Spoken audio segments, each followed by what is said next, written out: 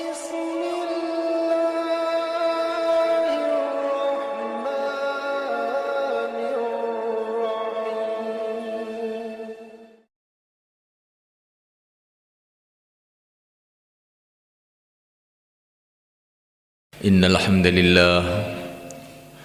إن الحمد لله نستعينه ونستغفره ونؤمن به ونتوكل عليه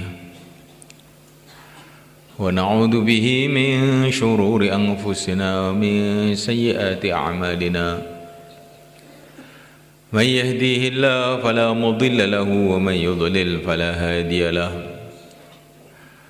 أشهد أن لا إله إلا الله وحده لا شريك له وأشهد أن سيدنا ومولانا محمدا عبده ورسوله اللهم صل وسلم وبارك عليه وعلى آله وأصحابه والتابعين لهم إلى يوم القيامة أما بعد وقد قال في كتابه الكريم إن الذين قالوا ربنا الله ثم استقاموا تتنزل عليهم الملائكة ألا تخافوا ولا تحزنوا وأبشروا بالجنة التي كنتم توعدون نحن أولياؤكم في الحياة الدنيا وفي الآخرة ولكم فيها ما تشتهي أنفسكم ولكم فيها ما تدعون نزلا من غفور رحيم ومن أحسن قولا ممن دعا إلى الله وعمل صالحا وقال إنني من المسلمين ولا تستوي الحسنة ولا السيئة ادفع بالتي هي أحسن فإذا الذي بينك وبينه عداوة كأنه ولي حميم وما يلقاها إلا الذين صبروا وما يلقاها إلا ذو حظ عظيم. Hadirin yang dimuliakan Allah SWT, Allah Subhanahu wa Ta'ala lah yang telah mendatangkan kita ke dunia ini. Kita dulu tidak ada, kemudian Allah datangkan kita ke dunia ini. Dan insya Allah tidak akan lama lagi Allah akan keluarkan kita dari dunia ini. Sudah menjadi keputusan Allah, siapa yang didatangkan oleh Allah ke dunia ini harus meninggalkan dunia ini satu saat, mau atau tidak mau.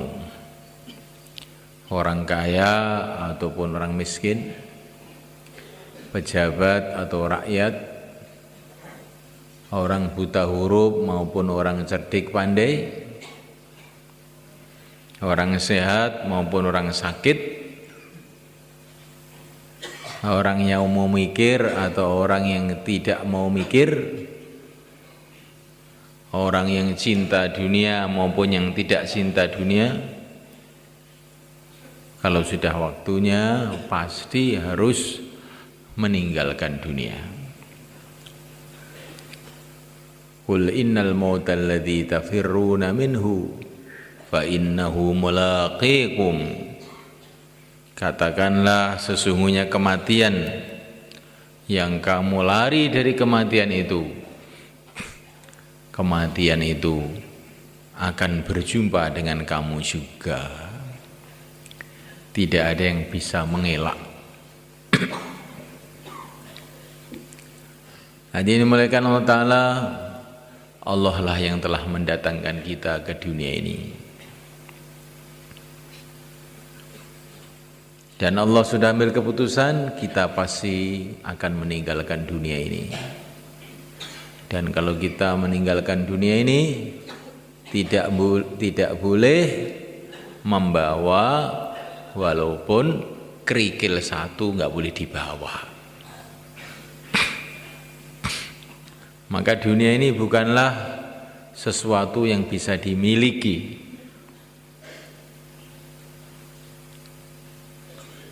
Manusia itu di dunia ini cuma giliran-giliran saja. Giliran-giliran di dunia ini. Nggak ada manusia yang bisa memiliki dunia ini. Ini tanah hak milik saya. Itu kan perasaan kamu. Itu bukan hak milik kamu. Tapi kamu dapat giliran ngurus. Cuman itu saja. Dapat giliran ngurus. Nanti kalau gilirannya sudah habis, kamu akan meninggalkan semuanya. Maka orang yang merasa bisa memiliki dunia ini adalah orang yang bodoh. Dunia ini nggak bisa dimiliki siapa saja selain penciptanya sendiri. Allah Subhanahu wa ta'ala lah pemilik yang hakiki, pemilik yang sebenarnya. Kita dapat giliran beberapa saat di dunia ini karena Allah hendak menguji kita.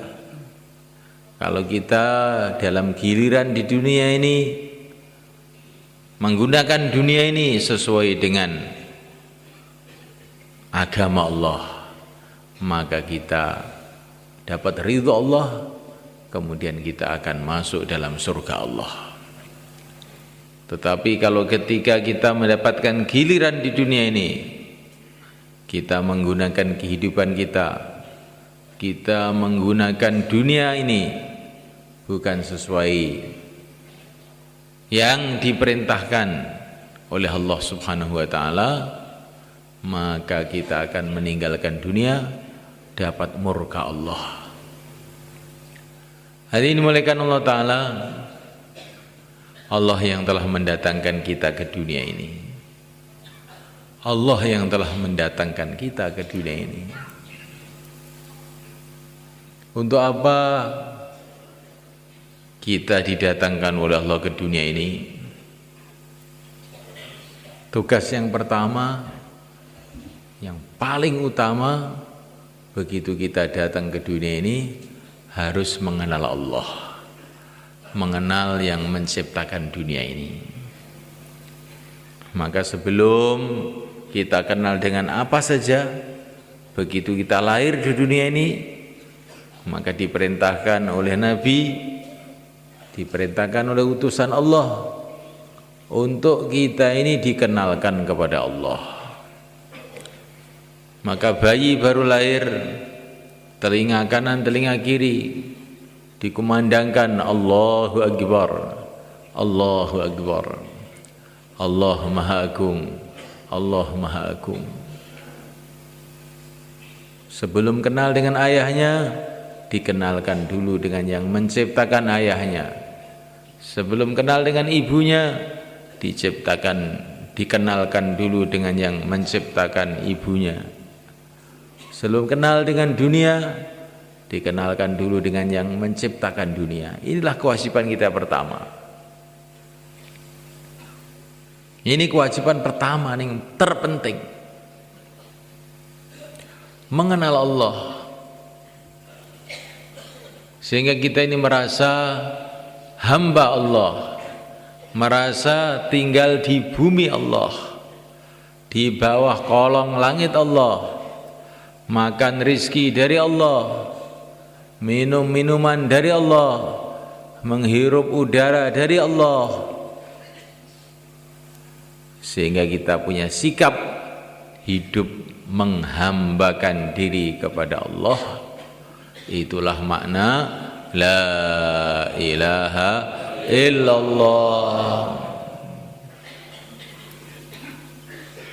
Kita ini miliknya Allah. Kita sudah biasa mengatakan ini rumah saya, ini sawah saya, ini ladang saya, sampai kita lupa kamu ini milik siapa? Kamu ini milik siapa? Lupa kita ini, jarang bertanya itu. Yang kita pikirkan rumah saya, sawah saya, harta saya, dunia saya. Kamu itu loh milik siapa? Kamu ini miliknya Allah.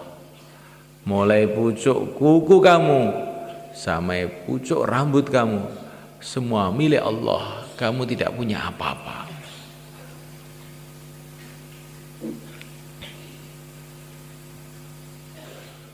Pernah menciptakan apa kamu di alam semesta ini? Kamu tidak pernah menciptakan walau sebutir pasir. Kamu tidak pernah menciptakan walaupun setetes air.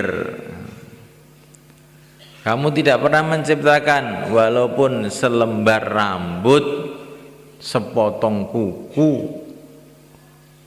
Kok sekarang kamu itu merasa ini punya saya, ini punya saya. Ini adalah satu kelalaian yang besar. Kita ini miliknya Allah. Kita ini hambanya Allah. Kalau kita di masjid, kita ini hambanya Allah. Kalau kita di pasar, kita ini juga hambanya Allah. Kalaupun kita ini jadi raja yang paling kaya pun juga tetap hamba Allah. Kalau kita ini di bumi juga hanya hamba Allah. Kalau kita umpamanya bisa naik ke langit pun juga hanya hamba Allah. Kalau kita ini buta huruf, bodoh, juga hamba Allah. Kalau kita ini orang pandai, paling pandai seluruh dunia pun juga tetap hanya hamba Allah. Kamu itu nggak punya apa-apa.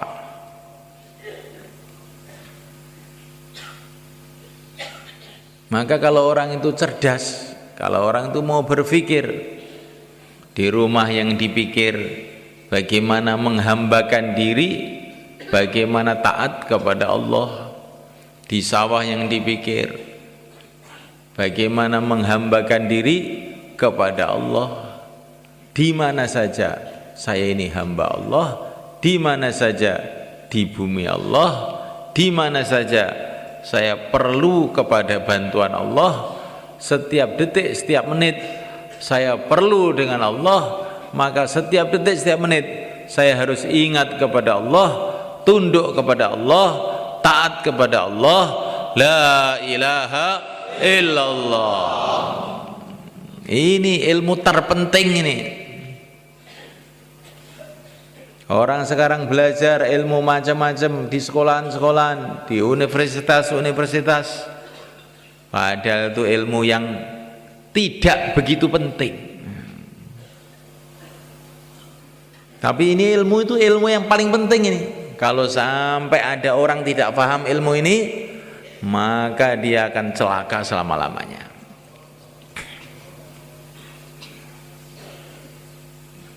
Ilmu mengenai keagungan Allah,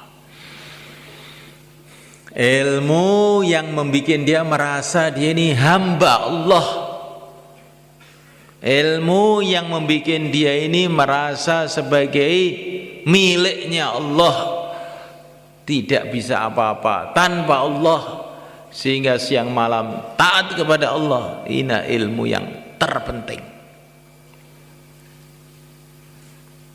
Maka seorang ulama menggambarkan pada waktu liburan tahunan, maka anak-anak pelajar, mahasiswa dari berbagai-bagai fakultas telah pergi liburan naik kapal pesiar.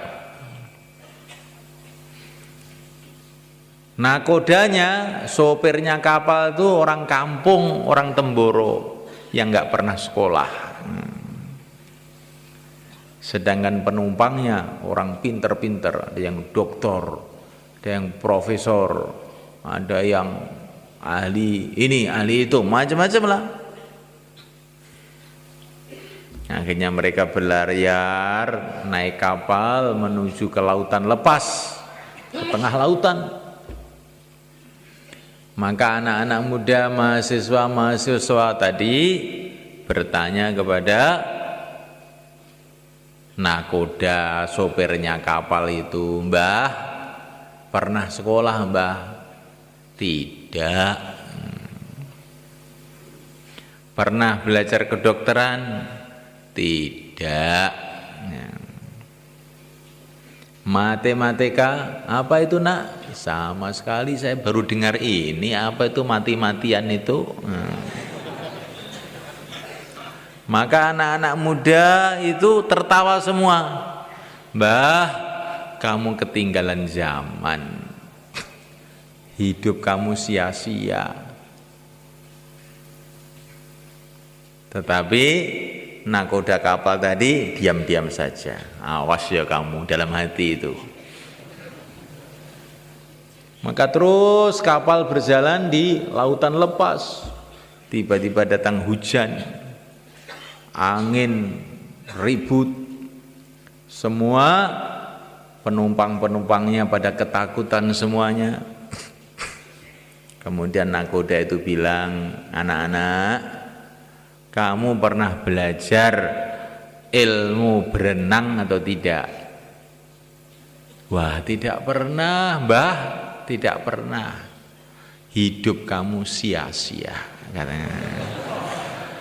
"Sekarang ilmu kedokteran kamu, matematik kamu, semua ilmu kamu yang kamu pelajari di sekolahan itu enggak ada gunanya. Karena sebentar lagi kapal ini akan karam, tenggelam, yang bisa berenang cuma saya saja. Kamu akan mampus semuanya." Katanya nakoda dari Temboro tadi. Ini gambaran mereka. Ilmu-ilmu ini dipelajari, tapi ilmu mengenai la ilaha illallah tidak dipelajari. Maka seperti itu nasibnya. Walaupun kamu pinter segala bidang, tengah lautan nggak bisa berenang, delep mati kamu. Walaupun kamu tahu segala ilmu dunia, masuk kubur, apa ada gunanya? Yang ada gunanya cuman ilmu la ilaha illallah. Itu yang ada gunanya, yang lain-lain nggak ada gunanya.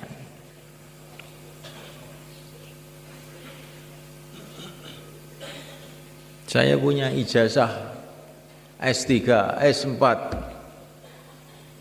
Iya, bagus. Tapi kamu la ilaha illallah paham apa enggak? Kalau ini enggak paham betul, enggak mantep betul, semua ilmu kamu tidak ada gunanya. Kalaupun ada gunanya, cuman beberapa saat di dunia saja. Hadirin dimulakan Allah Ta'ala, inilah yang harus dipahami oleh seluruh manusia. Kewajiban yang harus diusahakan oleh seluruh manusia mengenal Allah. Ini tidak cukup diucapkan, tidak cukup didengarkan, tapi bagaimana ini menjadi sikap hidup kita. Kita duduk sebagai hamba, berjalan sebagai hamba. Maka satu hari yang mulia Nabi Agung Muhammad SAW itu makan duduk di bawah. Maka ada seorang wanita. Wanita ini belum kenal agama. Makan kok di bawah, katanya wanita tadi. Maka wanita tadi mengatakan, makan kok di bawah, kayak hamba saja, katanya wanita itu tadi. Maka Nabi mengatakan kurang lebihnya, memang saya hamba, saya duduk seperti duduknya hamba, makan seperti makannya hamba. Jadi gayanya hamba itu lain. Wa ibadur rahmanil ladzina yamshuna 'alal ardi hauna. Kalau berjalan dengan penuh tawadhu, penuh andap asor, penuh rendah hati, ana hamba. Saya ini hamba Allah, berjalan di bumi Allah, senantiasa dipandang oleh Allah, didengar oleh Allah. Bagaimana saya bersikap yang tidak baik? Wa idza khatabahumul jahiluna qalu salama. Ini sifatnya hamba Allah. Kalau diajak bertengkar oleh orang-orang jahil, assalamualaikum, sudah. Tidak melayani kejahilan orang-orang jahil itu. Di depan Allah kok bertengkar. Di depan Allah kok bertengkar. Wa idza khatabahumul jahiluna qalu salama. Assalamualaikum. Kalau diajak bertengkar begitu. Yang mulai kan kata para ulama, kalau kita mengucapkan assalamualaikum itu setan-setan pada lari. Nah, yang ngajak tengkar-tengkar itu setan biasanya. Promotornya ini, panitianya itu setan, orang-orang bertengkar itu. Maka kalau ada orang bertengkar, assalamualaikum, terus tinggalkan aja. Salamul mufaraqah, salam untuk berpisah. Ini hamba. Sekarang kita duduk di masjid ini, duduk sebagai hamba. Ya. Hamba Allah mendengarkan cerita mengenai keagungan Allah. Kira-kira sikapnya bagaimana? Perhatikan yang sungguh-sungguh. Hamba Allah diajak bicara mengenai keagungan Allah, kok ngantuk? Ini namanya tidak sesuai. Tidak sesuai. Itu telinga itu milik Allah, bukan milik kamu. Ditempelkan di kepala kamu tuh supaya bisa dengar agama Allah. Lah kok malah tidur? Itu nanti telinga kamu gimana?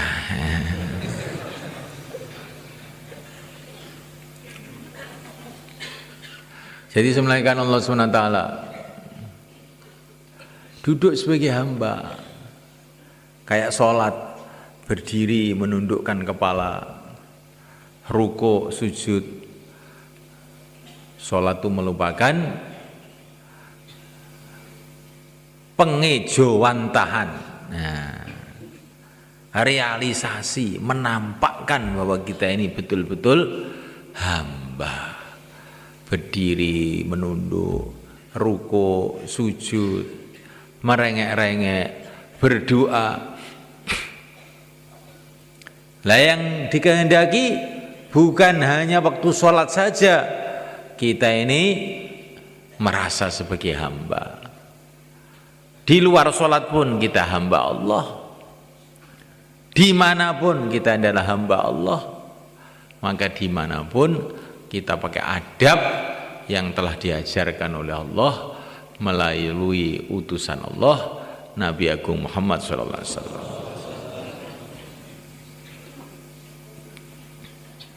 Nah, mulai karena Allah, kemudian kewajiban kita yang kedua adalah mengenal pimpinan kita. Allah telah memberikan kepada kita ini pimpinan yang sebaik-baiknya pimpinan. Sayyidul Anbiya wal Mursalin, pimpinan dari seluruh nabi, seluruh rasul. Kita harus kenal. Orang kalau nggak kenal pimpinannya bagaimana?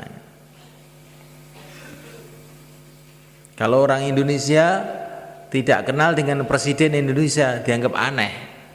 Ini mesti orang dungu, mesti orang sinting. Orang Indonesia nggak tahu presiden Indonesia.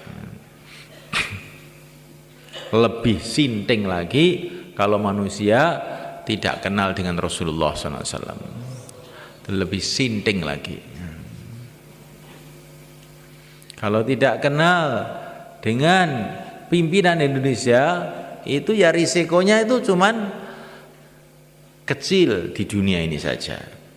Tapi kalau tidak kenal dengan Rasulullah SAW, risikonya celaka selama-lamanya. Ya harus ini. Namuliakan Allah SWT. Setelah kenal dengan pimpinannya, ikuti kehidupan dia. Ikuti arahan beliau. Ini kewajiban kita nih. Allah telah memilih untuk kita sebaik-baiknya Nabi, sebaik-baiknya Rasul, yang punya berjuta-juta keistimewaan, bukan beribu-ribu, berjuta-juta, bahkan lebih dari itu. Nabi ini punya keistimewaan yang tidak bisa kita hitung. Kita tahu keistimewaan Nabi Musa, bagaimana mukjizat-mukjizatnya Nabi Musa, sehingga Fir'aun dan seluruh pasukannya tenggelam ke laut kayak tikus. Bagaimana kita tahu mukjizat-mukjizatnya Nabi Ibrahim, sehingga api pun jadi sejuk dan menyelamatkan. Bagaimana kita tahu mukjizat-mukjizatnya Nabi Soleh, batu pun keluar unta. Kita tahu mukjizatnya Nabi Nuh, dengan doanya seluruh orang kafir seluruh dunia habis.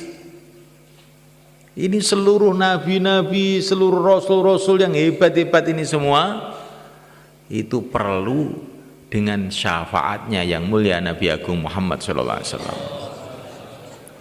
Dan semua nabi-nabi ini ketika diangkat menjadi nabi, dikasih tahu oleh Allah, kamu saya angkat jadi nabi, tapi kamu harus ingat, kalau Nabi Muhammad saya utus, kamu jadi makmum saja. La tu'minan nabi wa la tangsurunnah, la tu'minun nabi wa la tangsurunnah. Kamu harus iman jadi pengikutnya Rasulullah SAW. Terus bagaimana keistimewaan Rasulullah itu? Sudah, ini repot dibicarakan. Ini perlu, apalagi ini bulan Rabiul Awal. Pantas seluruh orang Islam itu bergembira ria, karena ini hari bulan kelahiran yang mulia Nabi Agung Muhammad SAW. Perlu diingat-ingat ini, perlu diperingati. Dan memperingatinya macam-macam cara, tapi ya cara yang paling bagus keluar 4 bulan, insyaallah kan. Ini tanda cintanya kepada Nabi. Karena kita ini gembira dengan agama, gembira dengan kelahiran Rasulullah Sallallahu Alaihi Wasallam. Ini adalah perintah Allah. Qul bi fadlillah wa bi rahmatihi fabidzalika falyafrahu. Kita harus gembira dengan kelahiran Nabi, karena tidak ada anugerah yang lebih besar yang Allah berikan kepada kita setelah iman melebihi diutusnya Rasulullah sallallahu alaihi wasallam untuk membimbing kita menuju ridha Allah, menuju surga Allah. Penting ini semua kan. Kita membaca selawat kepada beliau dengan penuh kecintaan. Dalam satu hadis dikatakan, orang yang lupa membaca selawat berarti lupa jalan menuju surga. Jalan menuju surga itu adalah ikut Rasulullah, dan di antara cara mengingati Rasulullah dalam baca selawat, Lah kok lupa baca selawat, lupa jalan ke surga. Perasaannya mau ke surga, lupa, tahu-tahu masuk mana? Wong jalannya lupa loh. Mau ke Madiun, tahu-tahu sampai Jakarta. Mau ke surga, tahu-tahu sampai gara-gara lupa dengan Rasulullah. Jangan sampai lupa dengan Rasulullah itu. Makanya para ulama bulan Rabiul Awal bikin peringatan Maulid Nabi. Ini bagus ini. Bagian dari perintah Allah ini. Fadzakirhum bi ayyamillah. Ingatkan mereka dengan sejarah pertolongan-pertolongan Allah. Tidak ada pertolongan Allah yang lebih besar melebihi datangnya Rasulullah sallallahu alaihi wasallam. Orang beriman tuh mendengar nama Nabi itu harus gembira begitu sama malaikat. Mendengar nama Nabi kok tidak gembira, itu sudah orang dungu, bodoh sama malaikat. Para sahabat dulu sakit keras mendengar nama Nabi, namanya tok disebut, ya Muhammad, langsung lari sembuh sama malaikat. Saking gembiranya mendengar nama Muhammad disebut itu. Iya ini Sayyidina Abdullah bin Umar radhiyallahu taala anhu, beliau sakit, kakinya kaku.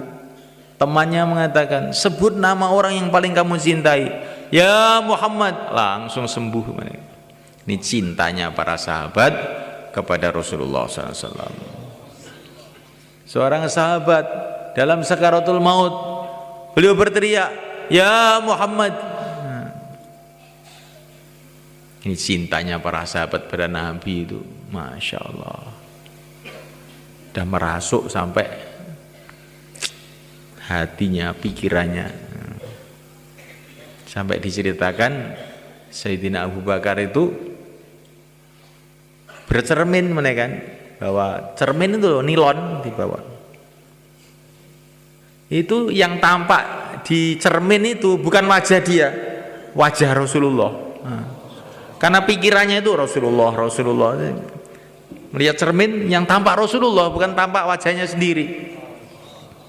Saking cintanya kepada Rasul itu sudah masuk di otak dia, di hati dia, di mata dia.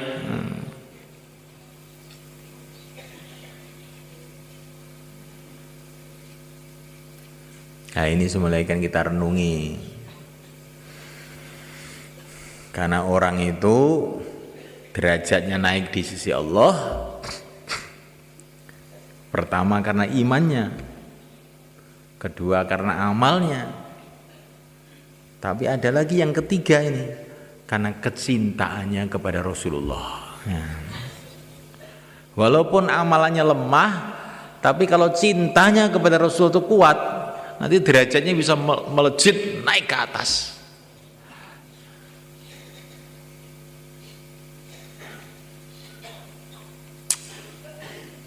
Semoga termasuk kita semua. Cinta kepada Rasulullah, akhirnya cinta kepada sunnah-sunnahnya, cinta kepada perjuangannya, cinta kepada umatnya, cinta dengan segala sesuatu yang berhubungan dengan Rasulullah, termasuk cinta kepada ilmunya Rasulullah. Akhirnya senang taklim, senang ngaji. Ilmunya orang barat yang kepet kafir dipelajari siang malam, ilmunya Rasulullah enggak dipelajari. Ini adalah orang yang keliru. Ilmu-ilmu dunia dibangga-banggakan, ilmunya Rasulullah enggak dipelajari, orang yang rugi sebenarnya.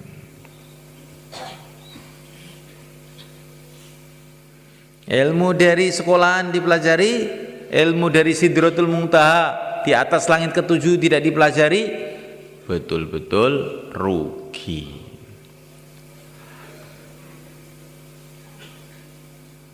Ilmunya manusia biasa dipelajari, ilmunya orang yang luar biasa, utusan Allah tidak dipelajari, betul-betul rugi.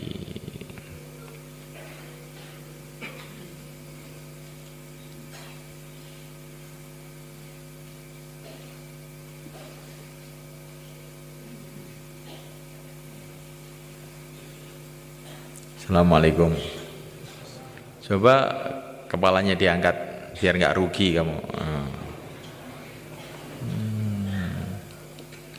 Nanti kalau kepalanya keberatan lagi ditarik lagi ya belakang itu ya. Tuh, depan kamu saya lihat tadi kok kepalanya kelihatannya keberatan. Diganti kacang hijau aja. Diganti kacang hijau biar ringan.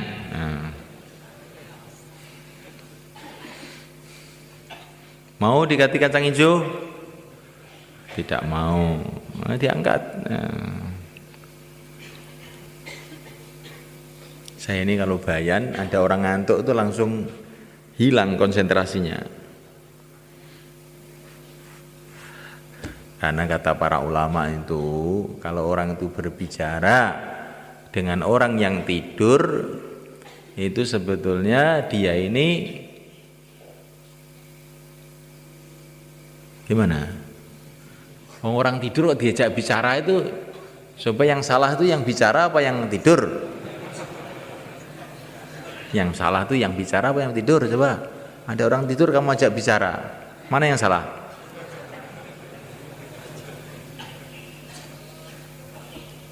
Nah, kelihatannya kok salah semua. Jadi semulaikan Allah SWT, inilah kewajiban kita yang kedua, mengingati Rasulullah, mengikuti Rasulullah.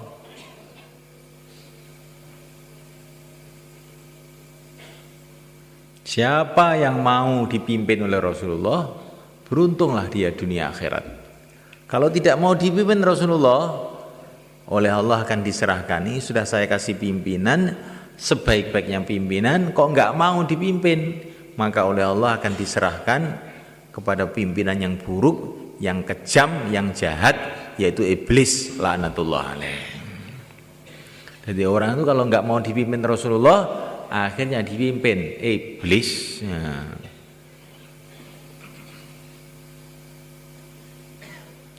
Maka semulaikan Allah SWT,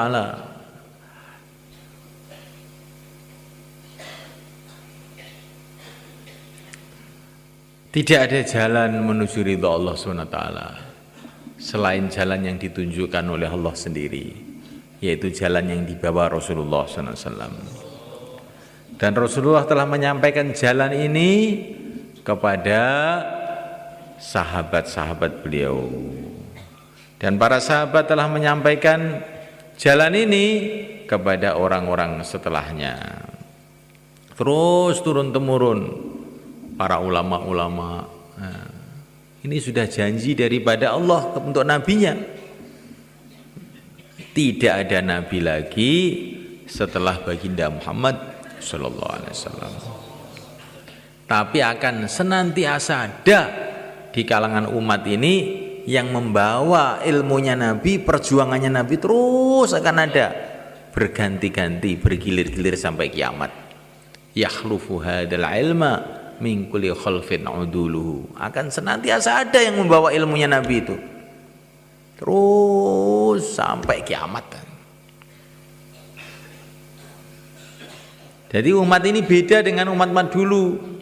Umatnya Nabi Musa, ditinggal Nabi Musa, terus pada rusak semua.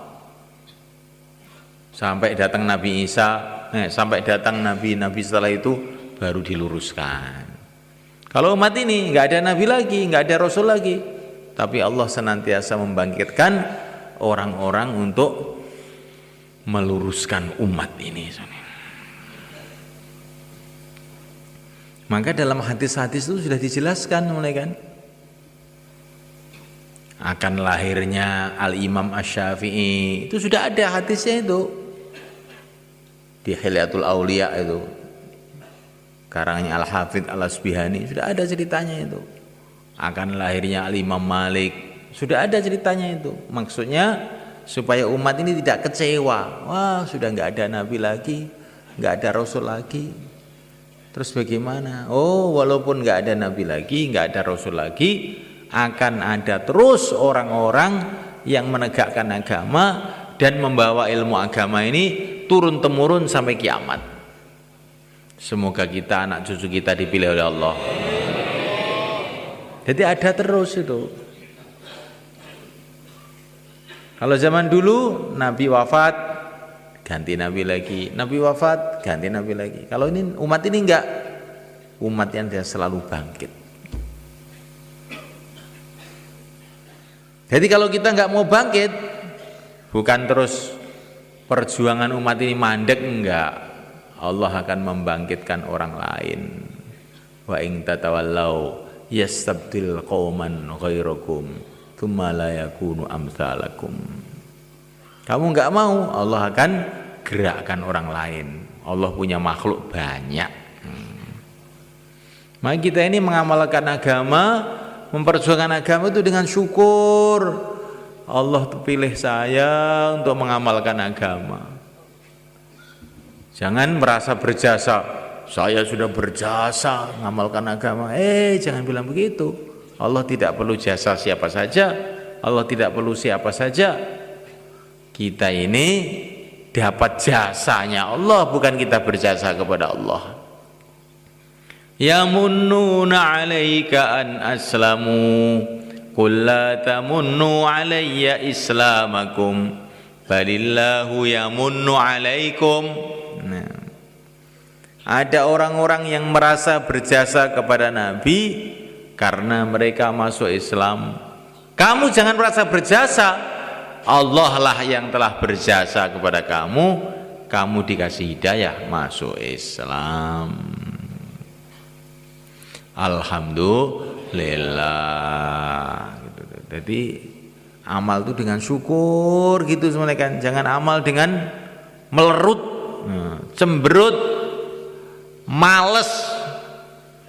Nah, itu namanya itu tidak syukur. Nanti kalau kita ini amal dengan tidak syukur, bisa-bisa amalan kita ditolak. Tapi amal itu dengan syukur, dengan gembira, maka oleh Allah akan ditambah lagi, tambah lagi, tambah lagi. Insyaallah malaikat. Dakwah dengan syukur, gembira, nanti Allah akan tambah. Allah akan tambah barokahnya, Allah akan tambah temannya. Kalau syukur, dapat satu teman disyukuri, Masya Allah. Dulu Nabi Nuh usaha dakwah 12 tahun kurang lebih baru dapat satu orang. Saya 2,5 jam sudah dapat banyak orang, maka disyukuri. Insyaallah malaikat. Oleh Allah akan tambah-tambah. Ibadah disyukuri. Sholat itu dengan syukur, dengan gembira. Masya Allah. Saya diizinkan oleh Allah untuk menghadap kepada Allah, gembira betul. Maka insya Allah sholat kita ini nilainya akan ditambah-tambah oleh Allah. Kita ini sekarang tiap hari sudah sholat, perasaannya sudah pinter sholat,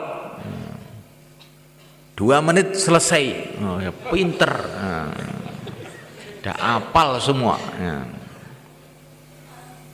Tapi kalau kita ini melihat sholatnya orang-orang dulu, sholatnya para nabi, sholatnya para sahabat, sholatnya para wali-wali Allah, kita ini rasanya belum bisa sholat. Sayyidina Anas bin Malik radhiyallahu ta'ala anhu, ini petani semuanya kan, dapat laporan dari pembantunya, sawahnya kering,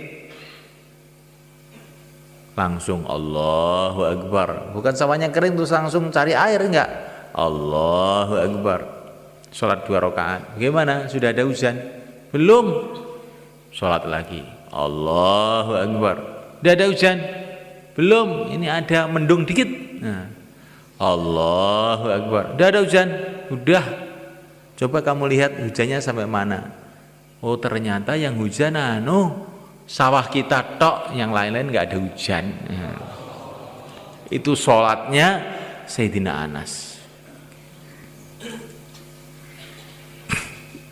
Sayyidina Anas ini termasuk pemudanya para sahabat. Ini beliau ini 10 tahun baru masuk Islam ya. Umur 10 tahun masuk Islam, kemudian khidmat di rumah Rasulullah SAW ya. Khidmatnya selama 10 tahun juga ya. Jadi zaman Rasulullah masih hidup, Sayyidina Anas ini dianggap masih anak kecil, tapi salatnya kayak begitu itu. Bagaimana salatnya Sayyidina Abu Bakar, salatnya Sayyidina Umar, salatnya Sayyidina Utsman, nggak bisa di. Pokoknya kesimpulannya kita ini belum bisa sholat, ngerti gitu.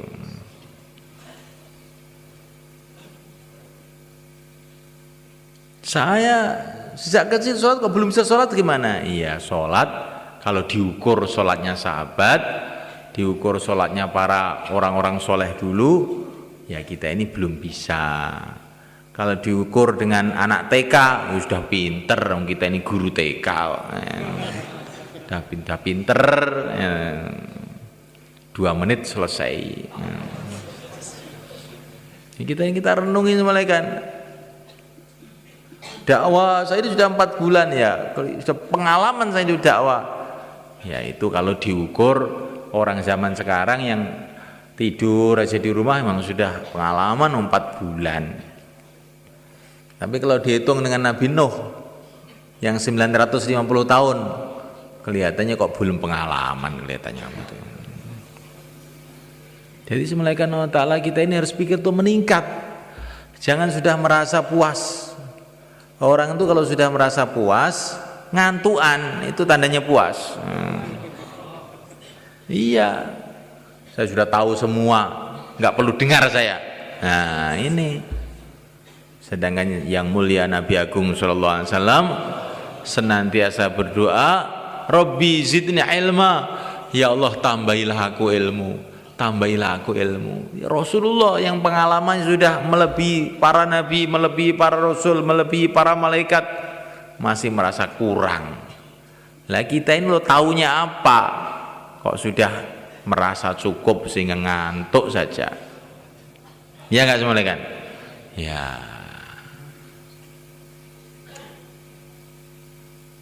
Nah, malaikat Allah Ta'ala, para nabi, para rasul, orang-orang yang mulia, para sahabat, pengikut mereka, orang-orang yang mulia, itu merasa amalannya itu masih kurang. Tapi kita perasaannya sudah cukup. Saya ini sudah banyak, pahala saya sudah banyak, saya sudah sholat saya sudah berapa tahun, puasa saya sudah berapa kali Ramadan, zakat saya sudah berapa ton itu ya. Nah. Akhirat itu loh semalekan selama-lamanya. Kalaupun kamu tuh punya amalan, bagaimanapun banyaknya, kalau kita ini memandang negeri akhirat, kalau kita ini memandang apa yang kita cari sebetulnya, yang kita cari itu adalah ridho Allah, yang kita cari itu surga Allah. Kita akan malu dengan amalan kita ini, melihat.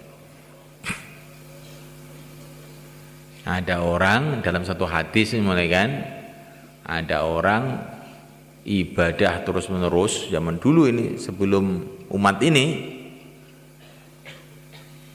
ibadah terus menerus 500 tahun.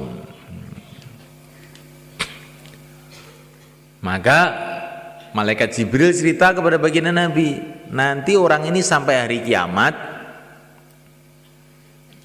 Belum ini, tapi sudah diceritakan oleh malaikat Jibril kepada Nabi. Nanti orang ini sampai hari kiamat dibangkitkan dari kubur, kemudian Allah berfirman, hambaku, silahkan masuk surga dengan rahmatku. Maka orang tadi, ya Allah, saya kan sudah ibadah 500 tahun, masa saya ini dimasukkan surga hanya karena rahmatmu saja lah? Amalan saya ini apa enggak ada nilainya? Maka Allah, oh begitu, hai para malaikat, hitung itu amalannya dia. Maka dihitung, amalannya 500 tahun, ternyata tidak cukup untuk membayar nikmat mata. Belum telinga ini, mata tok ini, belum cukup.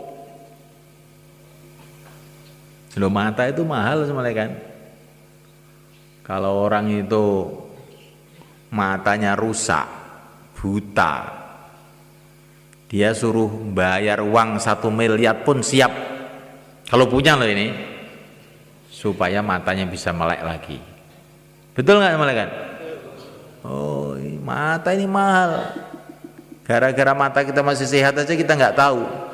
Coba kalau matanya udah redup dan kamu punya uang 1 miliar, bayar 1 miliar, mata kamu melek lagi, sehat lagi. Iya, saya siap. Kalau nggak siap, gara-gara nggak punya duit, nggak sehat. Nah itu ibadah 500 tahun, ternyata untuk membayar matanya saja nggak cukup. Maka Allah berfirman, ternyata ibadah kamu nggak cukup untuk bayar mata saja, telinga belum kamu bayar, yang lain-lain belum kamu bayar, sekarang silahkan masuk neraka. Maka dia berteriak, ya Allah,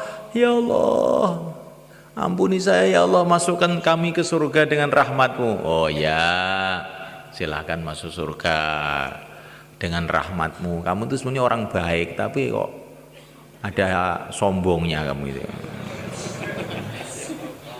Kurang lebihnya itu begitu. Jadi kita ini walaupun amal mamanya 500 tahun pun nggak ada apa-apanya dibanding yang ingin kita beli, yaitu surga Allah.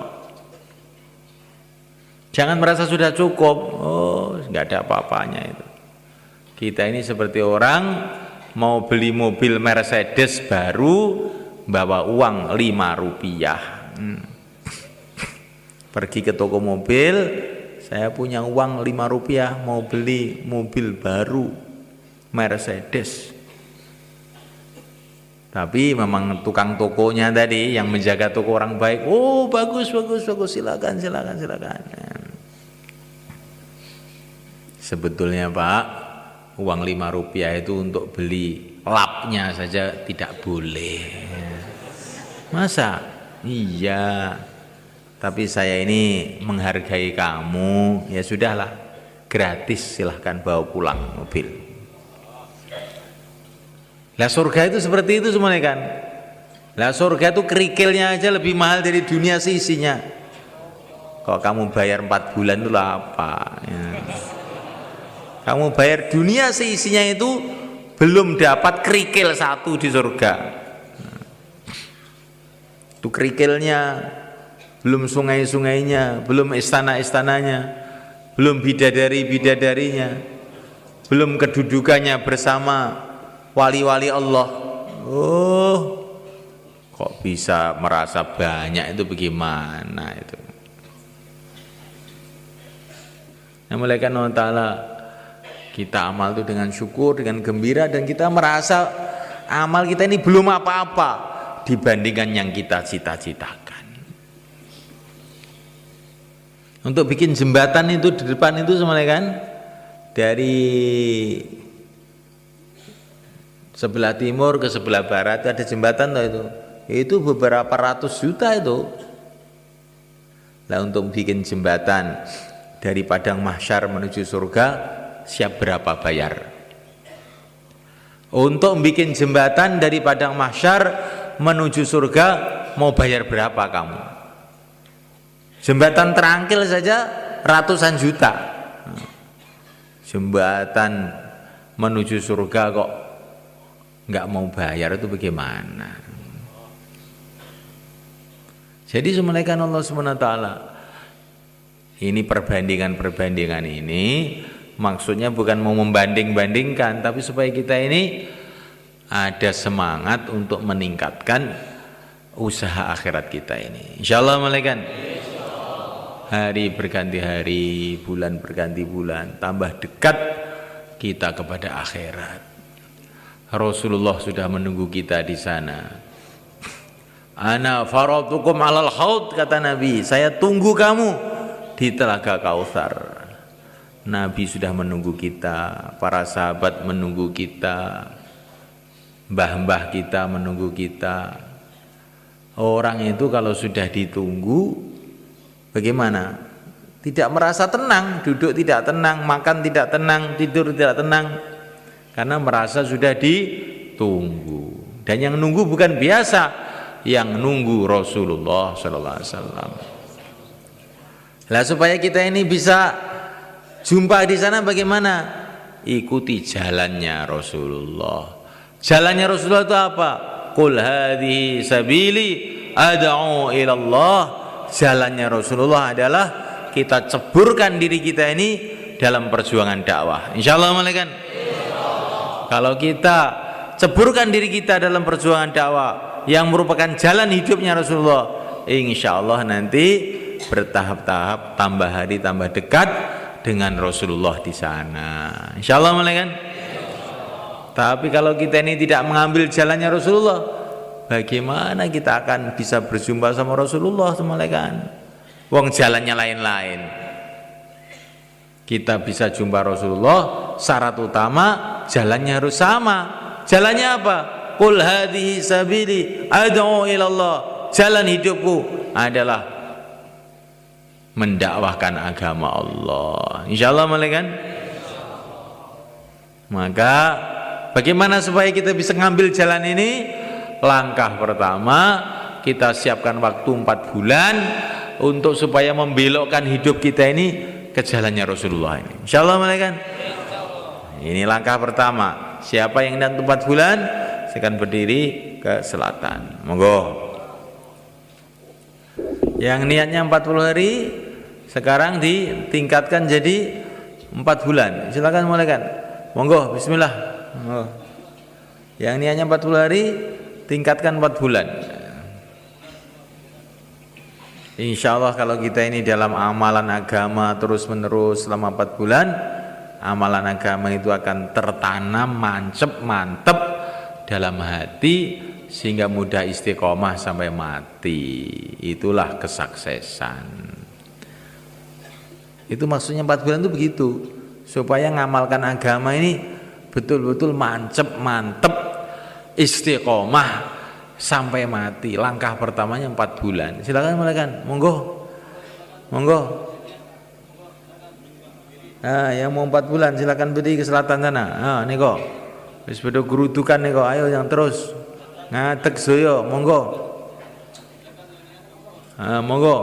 Insyaallah. Monggo. Teman-temannya itu. Teman-temannya. Nggih, Mbah. Saman kanca-kanca sampean niku. Kemudian yang 40 hari juga malaikat. Wah, nih semua sini bismillahirrahmanirrahim. Bismillahirrahmanirrahim 40 hari. Monggo. 40 hari, monggo. Alhamdulillah, monggo. Silakan. Sekarang malaikat taskil persiapan. Atau yang sudah siap sekarang ya malah bagus. Yang ada niat untuk bikin persiapan negeri jauh atau India, Pakistan, Bangladesh. Silakan berdiri ke selatan, monggo. Persiapan negeri jauh India, Pakistan, Bangladesh, monggo. Insyaallah semuanya kan. Kita kumpul dengan daerahnya masing-masing, zonnya masing-masing. Kemudian kita merencanakan kapan mau 4 bulan, mau 40 hari dalam negeri. Termasuk kita akan membuat jamaah-jamaah jalan kaki. Selagi kita dalam persiapan, kita senantiasa akan dapat pahala perjuangan, malaikat. Maka buat persiapan-persiapan. Jamaah Januari, Februari, Maret, April, Mei, Juni, begitu. Insyaallah malaikat. Sebelum kumpul dengan daerahnya masing-masing. Sekarang 4455. Apa yang disampaikan tadi diulang-ulang coba. Nah, kamu yang ngantuk itu coba ulang-ulang itu. Itu kelihatan aja kamu, walaupun pakai kacamata kelihatan ngantuknya. Apa tadi yang kamu dengar? Diulang-ulang. Karena orang itu kalau bicara jadi mikir.